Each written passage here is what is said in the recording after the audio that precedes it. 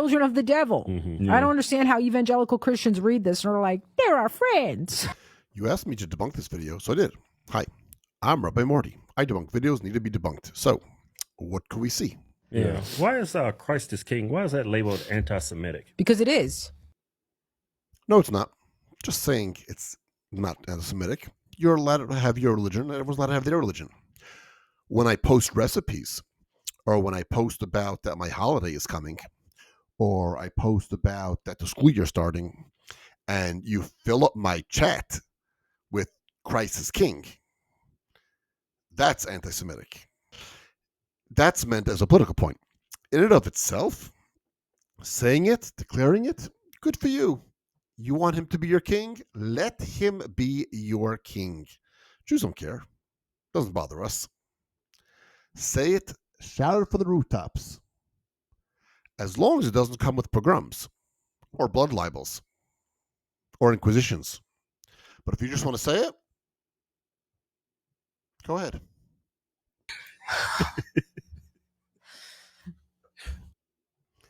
You know, you guys are laughing it up. What happened to you? Shame, shame, shame on you, HodgeTwins. You conservatives, you became so alt-right. The conservative movement is supposed to be the movement of inclusion, not the movement of hate. And you're just proving yourself to be exactly like AOC, exactly on Elon Humar, and exactly like that entire left side that you say you hate so much because of their hate. You have just as much. You completely forgot history, that it was Jews who marched in Selma.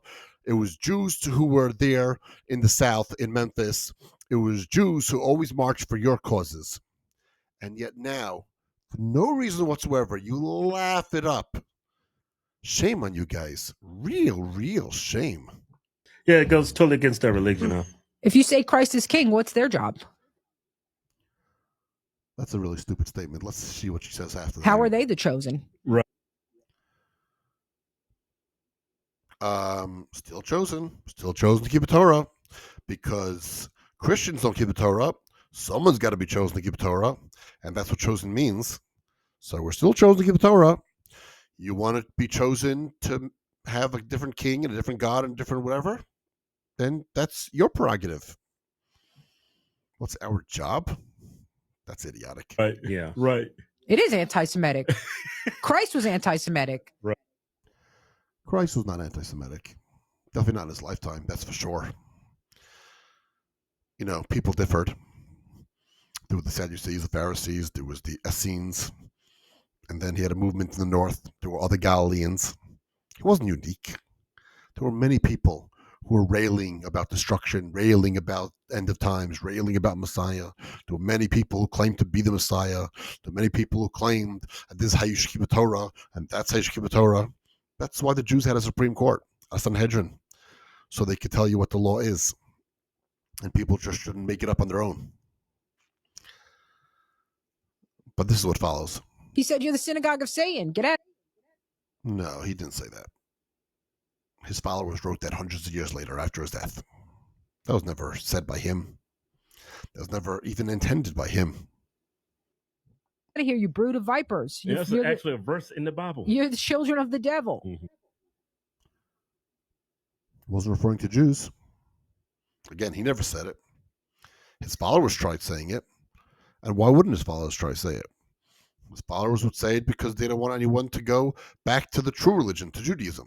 So his followers said it to keep them away from returning to their roots. People were like, one second, we have 1,000 years of keeping the Torah. Why aren't we keeping the Torah? Just because we're in exile. And they're like, yeah, the people who keep the Torah are brood of vipers. Sure. And they claim the Talmud is anti-Christian. That's laughable.